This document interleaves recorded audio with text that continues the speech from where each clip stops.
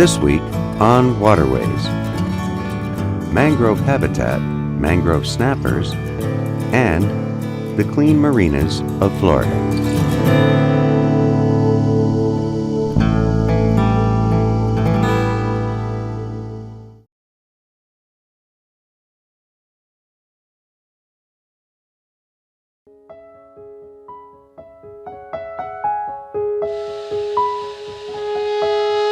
Animals rarely belong to one place. The colorful songbirds that grace North Carolina forests in summer spend the winter in South America. Turtles pass most of their lives in the sea, but come to land to lay their eggs on sandy beaches. Protecting these animals means protecting every place where they live. Many fish that roam the coral reefs near Biscayne Bay didn't spend their entire lives on those reefs.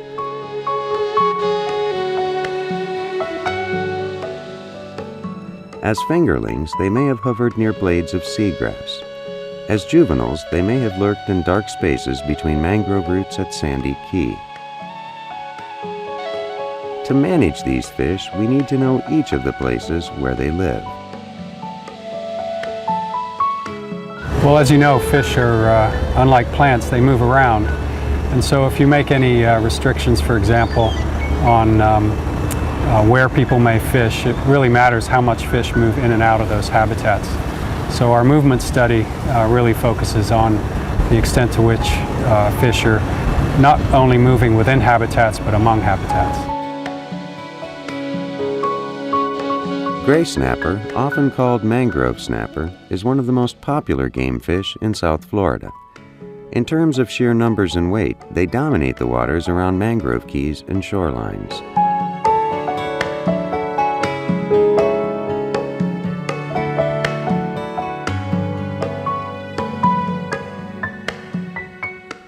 Because of their importance to the angling economy and to the natural system, managers are watching snapper closely.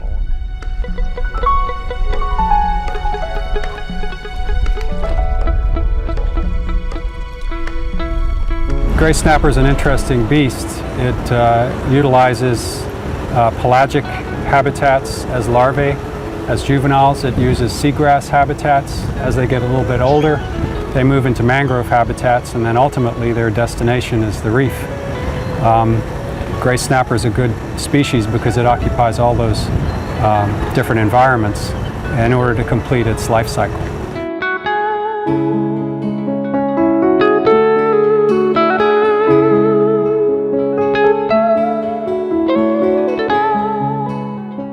To study the movements of gray snapper, researchers at the University of Miami's Rosenthiel School are tagging the fish. When tagging fish, the researchers use rod and reel to catch their study subjects. More time they're out of the water, it's stressful. We work on it They wisely use blunted hooks so as not to kill or seriously injure their specimens.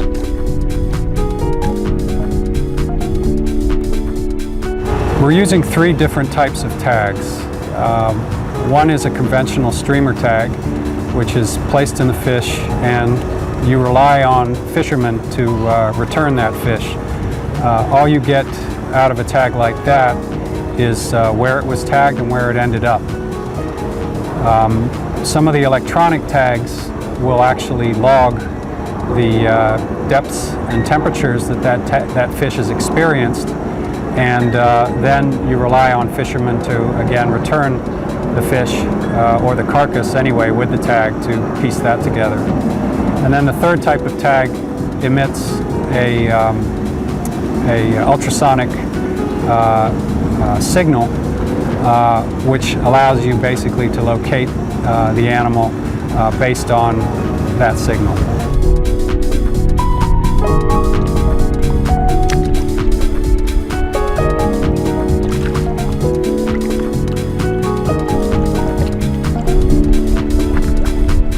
This particular tagging project allows us to validate some of the assumptions we've made about multiple habitat use and also refute some others.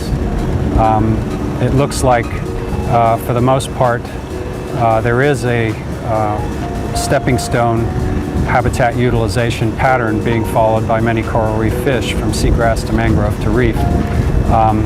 But there are some differences depending on the species.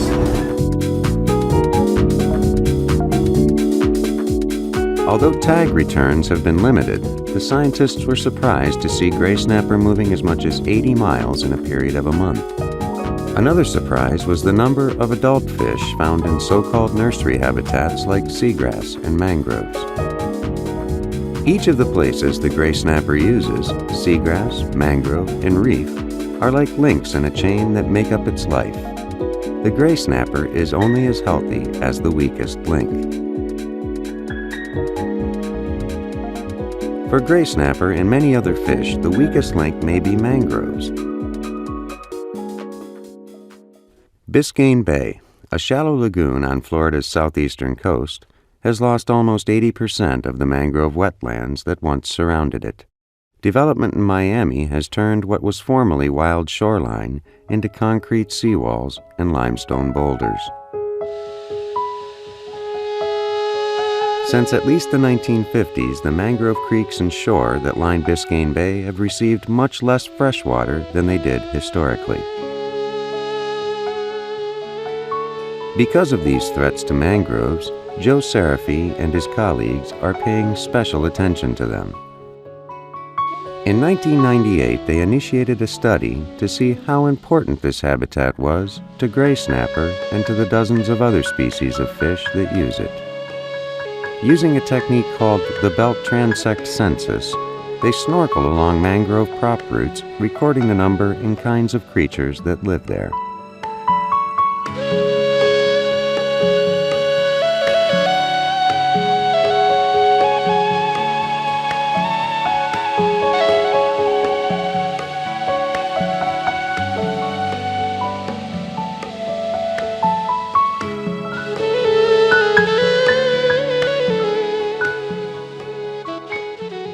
The visual survey is what we do is we're looking at the densities, diversities of fish. So we go in, we do a 30-meter section we just swim 30 meters, count all fish, all sizes. We do a minimum size fish, maximum size fish, and an average size fish. We do that for 30 meters. We finish with that site. We have 68 sites throughout Biscayne Bay.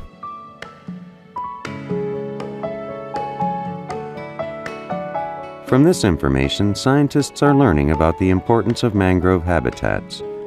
This information is vitally important to resource managers at Biscayne National Park, a marine park that includes much of Biscayne Bay. Well, it's our job as employees of the National Park System to maintain and conserve the resources in the park so that people can enjoy them today and so they can enjoy them in the future. And we realize that the way to do that, the best way to do that, is to understand the resource, is to use sound science to make management decisions. So we attempt to get the best science in to answer the questions that we need to be able to make the management decisions that will allow the resources to be enjoyed by everyone today and into the future.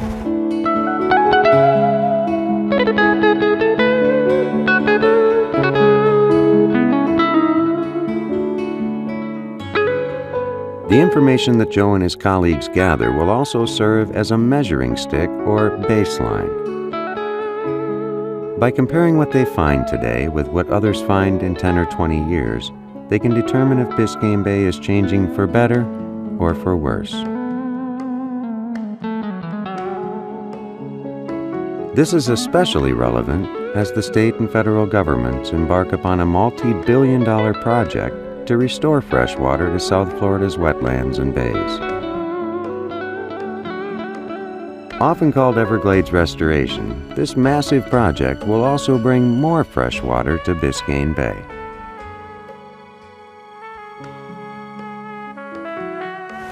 Well, it's likely that with the Everglades restoration plan that the changes to the way that water is delivered to the bay is going to cause the bay to become much more estuarine or much more less salty than it is now, a better freshwater saltwater mix. And that would be similar to its historical state. And that would likely mean, from a fish and invertebrate standpoint, that you would see estuarine communities start to come back in. That's for a large part absent from the bay now. Scientists anticipate the bay will change for the better, but to be sure, they're collecting data to tell us whether we are successful.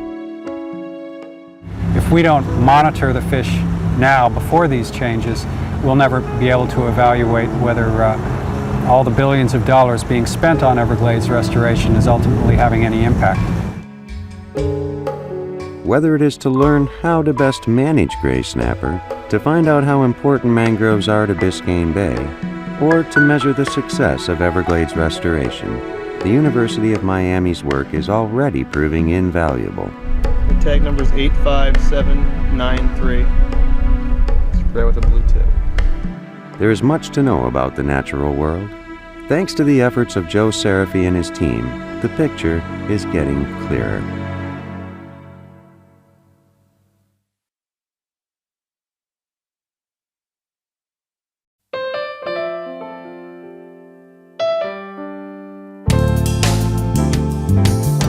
Many people would say you couldn't truly enjoy the Florida Keys without a boat. Boat shops, marinas, and retail stores that cater to the boating public fuel the economy of the Keys. In Monroe County, there are approximately 200 marinas and boat yards. This is more than 10% of the marinas and boat yards in the entire state of Florida. While marinas get people out on the water, if they're managed or used improperly, they can introduce gas, oil, and garbage into the same waters people have come to enjoy. State and federal agencies are aware of this connection. They are also aware that the best environmental protections are those that make economic sense and take advantage of people's desire to do the right thing. This is why the Florida DEP formed the Clean Marina program. The Clean Marina program is a voluntary partnership between government agencies, the Marine Industry Association, and the marine facility itself in order to achieve an environmental goal of water quality and a better environment.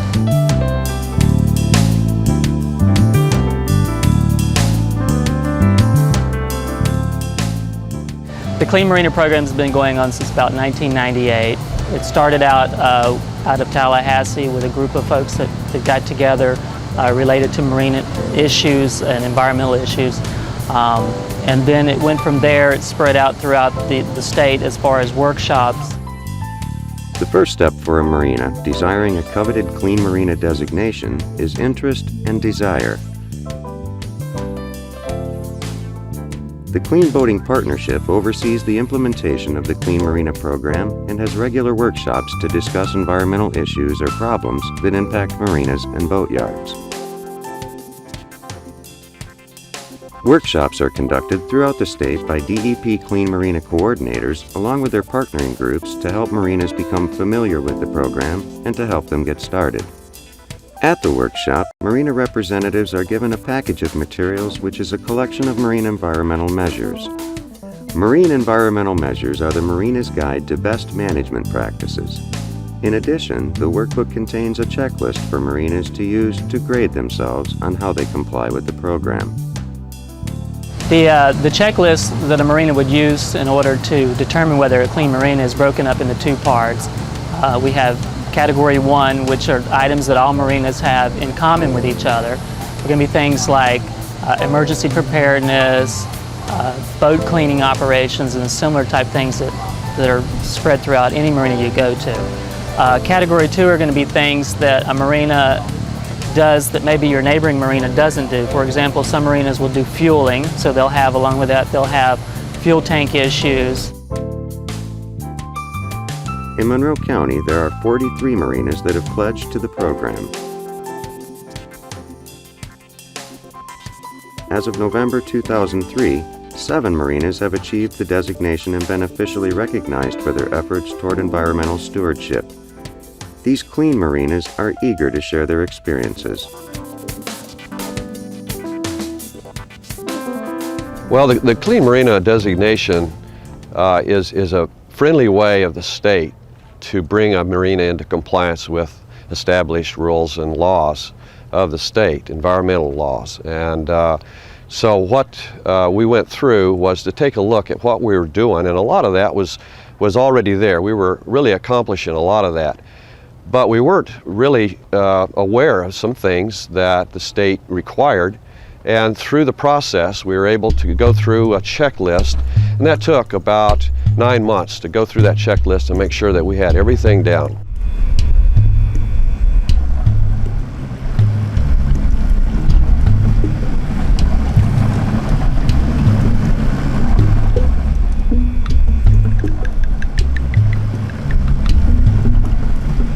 It was really easy once we realized that we were doing probably 40% of that. It was just a matter of getting the process and put it together.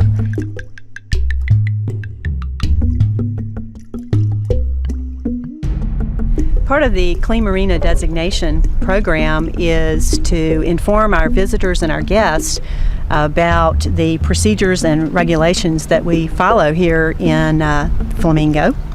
And one of the things that we needed to do was upgrade our signage. Increased visibility of signage and educational materials are the standards that must be upheld for Clean Marina designation.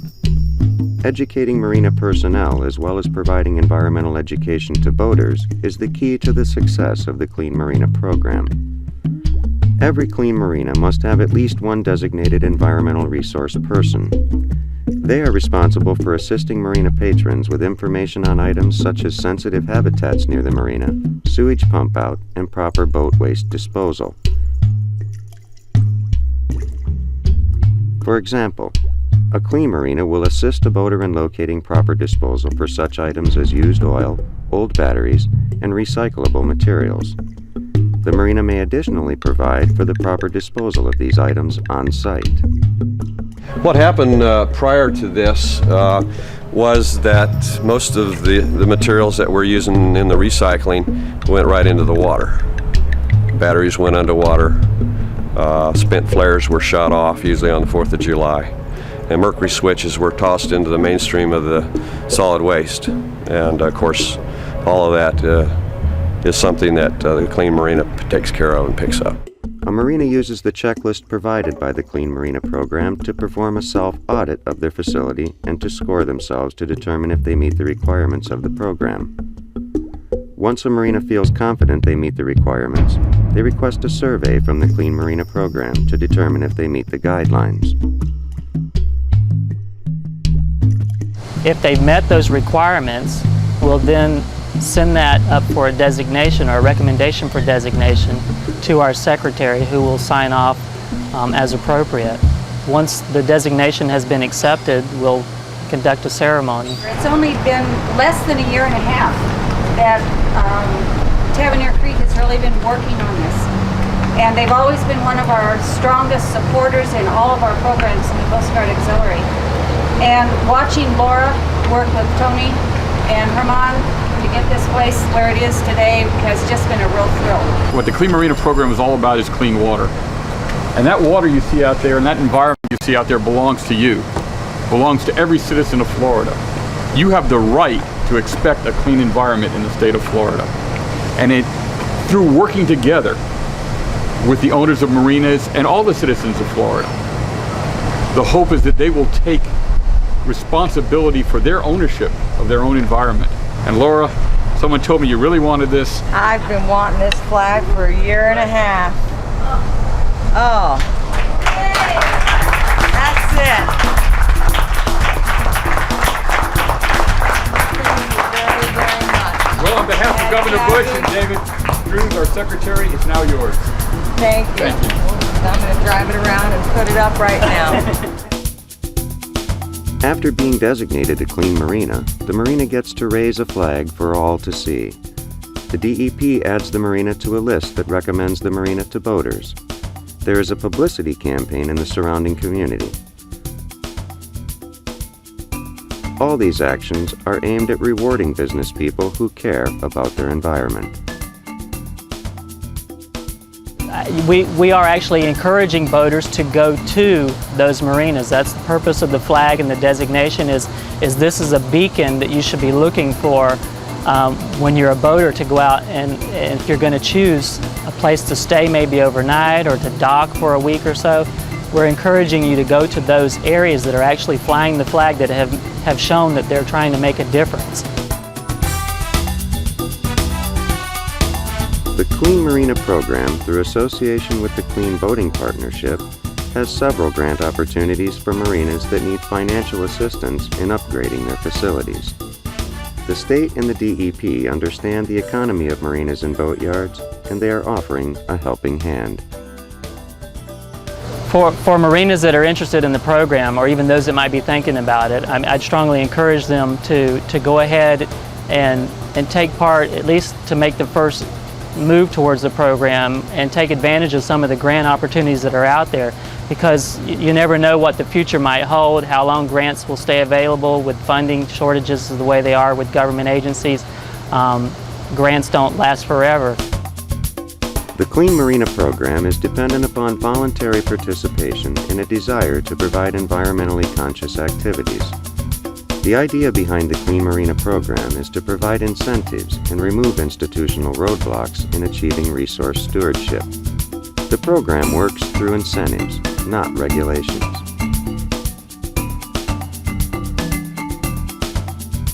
From an economical standpoint, it sort of makes sense to maintain the water quality issue because this is what brings people from out of the state to Florida to enjoy our water quality. From an environmental standpoint, I mean, they kind of go hand in hand. Clean water means a healthier environment, something that you can enjoy, your kids can enjoy, you can pass on from generation to generation. The aim of the Clean Marina program is prevention. Marinas and boaters may not be aware of the environmental laws, rules, and jurisdictions with which they must comply. But through these programs, the message is getting out there.